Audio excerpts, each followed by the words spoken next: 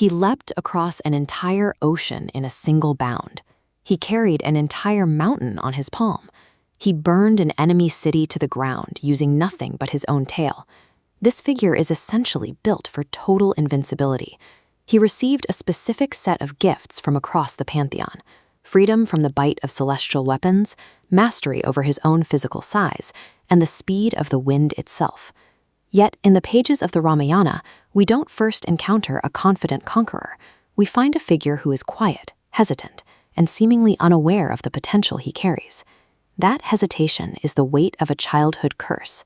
Meditating sages, exhausted by his youthful, unrestrained energy, caused him to forget the scale of his own strength until the moment he truly needed it. He is a deity hiding in plain sight, a figure whose identity has been tucked away from his own conscious mind. The consequences of this forgetting become clear at the edge of the southern ocean. Rama's army scans at the shore, staring at the vast distance to Lanka, convinced the mission has reached a dead end. Hanuman is right there among them. He possesses the physical means to cross the water in seconds, but because he cannot remember his boons, he remains as stuck as the rest of the soldiers. This impasse only breaks when the elder Jambavan pulls Hanuman aside. He begins to speak, recounting Hanuman's divine parentage and the specific promises made by the gods during his childhood. As the words take hold, the physical body follows. Hanuman begins to expand, his form growing until he matches the mountains at the shore, and he launches himself across the deep. It establishes a pattern that defines his entire existence. His capabilities are never self-triggered. They require an outside voice and a clear, selfless reason to be accessed.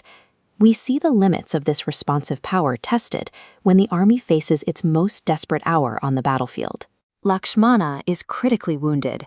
To save him, Hanuman is sent to the Himalayas to retrieve a specific medicinal herb, the Sanjeevani, before sunrise.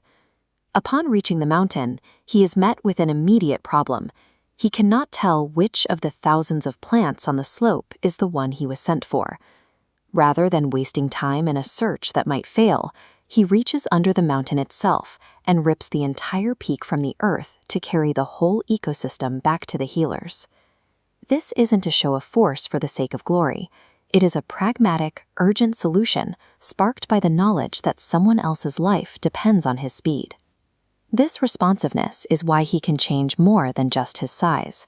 When the sorcerer Ahiravana abducts Rama to the netherworld, Hanuman manifests his five-faced form, the Panchamukhi.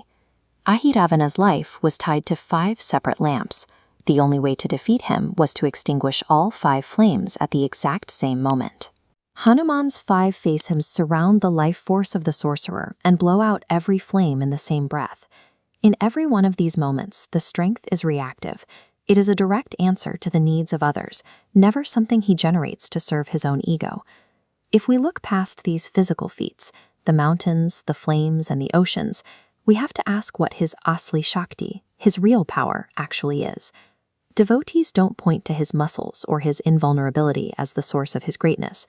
They point to Bhakti, a state of total, unwavering devotion. Bhakti is the mechanism allowing power to flow. By centering Rama's presence in his heart, Hanuman removes himself from the center of his own story. Without that devotion, there is no purpose to trigger the strength. The ego is what usually gets in the way of potential, but for Hanuman, the ego is entirely absent. This is where Bhakti becomes a form of extreme discipline. To be capable of tearing down mountains, but have the restraint to remain humble and quiet until you are called to serve, that is the most difficult feat of all. That restraint is his true power.